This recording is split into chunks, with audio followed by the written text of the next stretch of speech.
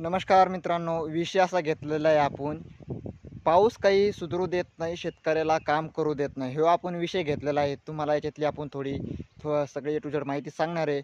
कसं का पावसाने कसं केलं, कसं नाही. आता लगातार 3 दिवस, आजचा तिसरा दिवस आहे. पाठीमागे आपल्या आभाळ आलेलं आहे. बघा तुम्ही ह्या भागामध्ये आभाळ आलेलं दिसतं आपल्याला. तर तर शेतकऱ्याला कसं करायचं, कसं नाही, त्याचे किती कामं पडलेले आणि पाऊस कोण सुधरू देत नाही. तर त्याच्यामुळे आपण हे विषय घेतलेला आहे. विषय चांगला होणार आहे.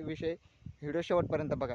नमस्कार मित्रांनो, माझी शेती माझा व्यवसाय ह्या यूट्यूब चॅनलमध्ये तुमचं सर्वांचं खूप खूप स्वागत. मी योगेश नागरे.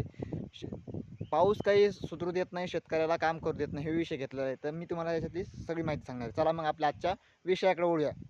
मित्रांनो मित्रांनो खूप असं म्हणजे आजचा तिसरा दिवस आहे. 3 दिवस झाले रिमझिम पाऊस चालू आहे. ते काही काम करू देत नाही, काही नाही, काहीच नाही. शेतकऱ्याच्या मागे 4-5 कामं राहिलेले आहे. कोणते राहिलेले? तर काहीचे आपले फवारणी राहिलेली, कोणाचं कपाशी निंदायची राहिलेली आहे, कोणाची खत घालायचं राहिलेलं आहे.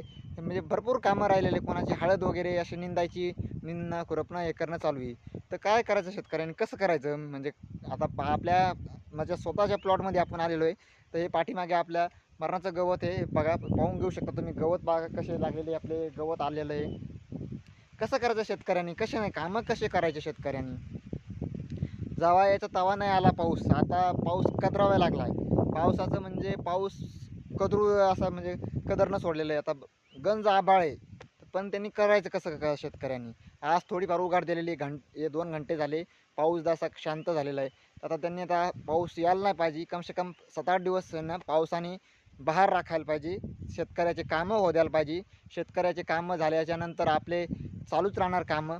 पण शेतकऱ्याचे निंदणं, खुरपणं आणि तिथून नाही तर डबल आपले खत घालणे, फवारणी करणे, कपाशी डवरणे आणि भरपूर कामं राहिलेले. तर लांबत गेल्याच्यानंतर, कामं लांबल्याच्यानंतर ना ते मग एकदा माल आपला हातातून गेल्याच्यानंतर लवकर ताळ्यावर येत नाही.